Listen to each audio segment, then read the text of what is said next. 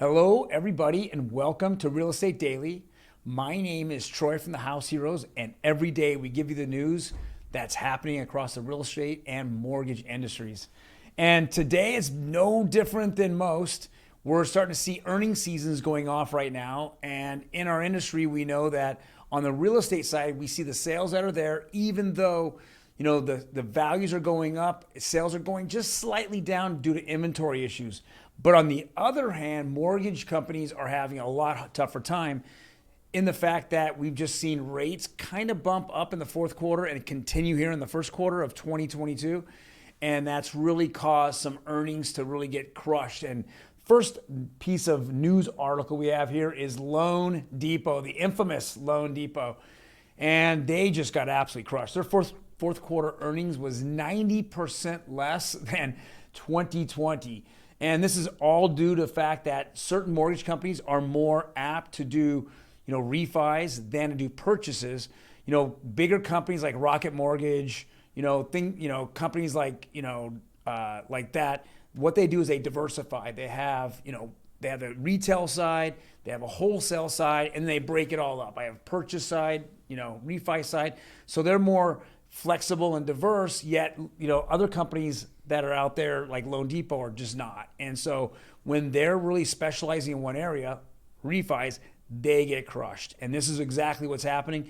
In fact, ever since they've come out on their IPO a couple years ago, Loan Depot has just been kind of that mess that we've seen. So continues to go down. We see it. I'd love to see the profit drop between the first quarter of 2021 and the first quarter of 2022. It's going to be probably somewhere in the same neighborhood. So as rates continue to go up. So yeah, that's been a big news story. Earnings season is right now again. So we're going to see other earnings from other mortgage companies, but this has really shook the sector up right now. And we've seen, Loan Depot dropping, double digits just today off of the stock market. So next piece of news here is a lot of fun news. Right? I know everyone out there, who's not into crypto doesn't really understand what the Metaverse is. So Metaverse is it's digital, land. It's a digital area or land where we socialize, we play games, we go to work. This is the future of it. And it's all driven by, virtual reality, or Apple has AR themselves. And so I can walk around, or I can teleport myself around, or I can, if I wanted to go to a bar, I just go bring myself right to a specific coordinate that would take me to the bar or go to work or wherever. So that's what the Metaverse is. Now there's a lot of land sales there. There's land that's for sale. If you go to Decentraland or Sandbox, they actually have land currently for sale. There's NFT Worlds, World Wide Web. Those are some of the other NFTs you can purchase, and you have plots of land. And those plots of land you could do what you want with. So it's like having a raw piece of dirt in IRL, in real life. It's exactly the same here. This is just has a developer that puts it together versus having a construction, crew that puts together exactly what you're looking for. So what's really interesting here is we're seeing some crazy numbers come out of the Metaverse. They're saying that it topped $500 million.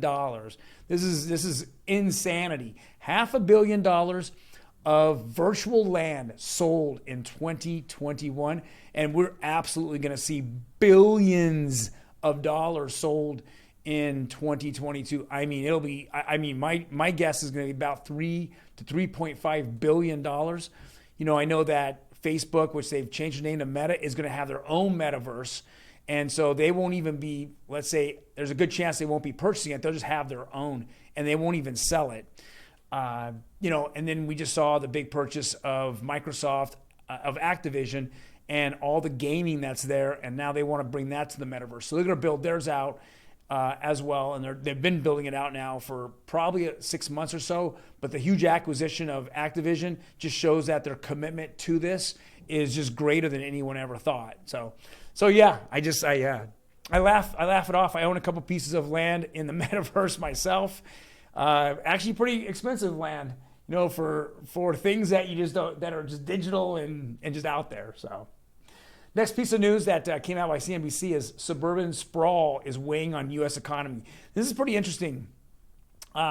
It came out today, and the news article is about the amount of land that was allocated back in the 70s, 80s, 90s, even up to 2010, 2015, when they built new homes. So they'd give you, 5,000, 6,000, 7,000 square feet of land, and in certain areas you're getting 10,000 square feet, or even more.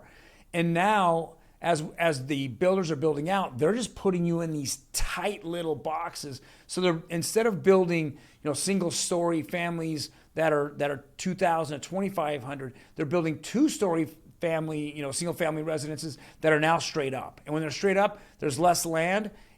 So with that being said, you're getting a lot more plots that are about 3,500 square feet.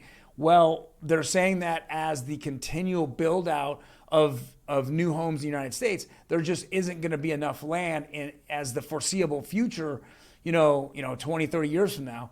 So that's a very, very interesting point. I know here in Southern California, they've really come up with some laws where, depending on the setbacks, you can actually build a second dwelling unit on your land. So you can have somebody else live there, you can rent it out, but it's now becoming more legal through the state means, even though some of the cities are not real happy about that, and they have their own guidelines.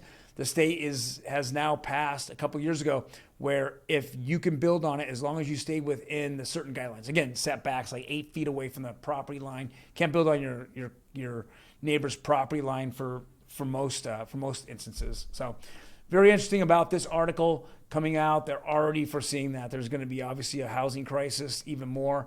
And the land is what the value is, the majority of the value of the property is.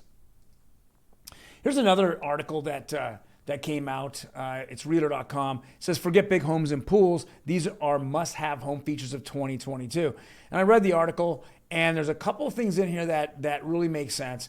And as this picture shows, is that certain areas, like in home spaces, they need to be flexible. So not only can you use the living room, but it becomes an office. So as long as you're not getting these big homes, and spending a lot of money, they're really expensive. As more and more, first-time home buyers get in without kids, they just like to have that smaller home that's a little more affordable, but the area is kind of open and you can have it for different uses.